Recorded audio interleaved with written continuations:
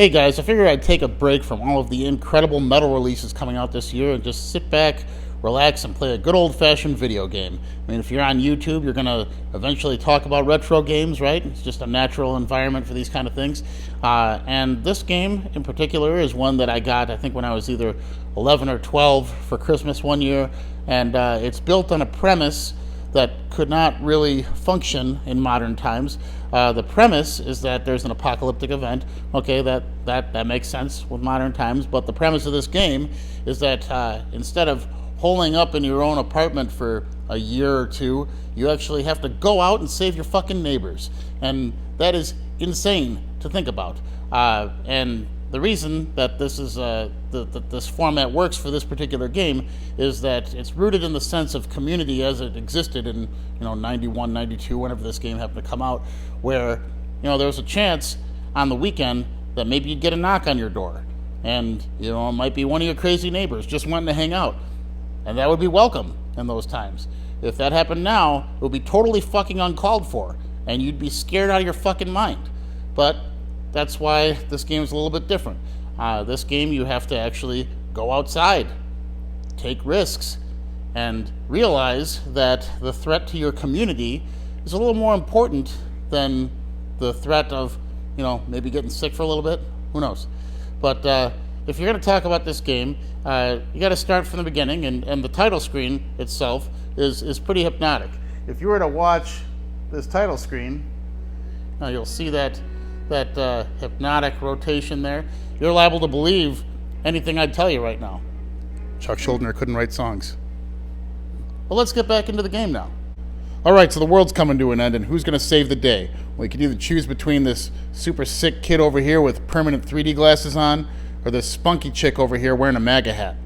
Different times, but these two are going to get the job done. Now, I don't really believe in the sense of community anymore. I think that now with the modern world, we've kind of just all become individualists at heart, and we're just going to follow that down our own personal black hole. But not this kid. He's out to save the world by trespassing into all of his neighbors' yards and touching them before a zombie does. I mean, look at this douchebag just sitting in an inner tube, drinking, not even knowing the world's coming to an end, until this kid comes around and saves him from certain doom. That shit wouldn't happen nowadays. But, as far as community goes, as metalheads, we kind of thought that we picked and choose the people that we would be around based on whether or not they could see through the world as being complete bullshit. And that's what metal provides. But, it kind of seems nowadays that a lot of people that enjoy the same shit as me started to prescribe to the bullshit. I don't know what it is. I started to feel like maybe zombies have eaten my neighbors. It's a really weird thing to think about, but I got the second player controller ready to go whenever someone wants to come back to the rational line of thinking sometime. Ready to go. Whenever there's a time of crisis, usually you'll know that it's going on because there's going to be a lot of hysteria going on. There's going to be a lot of people kind of bitching and moaning and whining and getting real sanctimonious and telling you what you should be doing to alleviate the scenario. And everybody thinks they know what's right the whole time. And, eventually it's going to all kind of turn into this monolith of crybabiness, You ever notice that? Whenever anyone has a differing perspective than anyone else, they're just a huge wave of whiny babies just kind of comes at them and tries to get them to think otherwise. And if they don't, they're going to just keep crying and crying and crying until it gets just so goddamn annoying that you either give up or change your mind. Well, that's kind of what our version of an apocalypse is now. Disagreeing with people is apocalypse. And in this game, they kind of foreshadowed it by having the virus that's infecting this community kind of manifest itself into a gigantic fucking baby.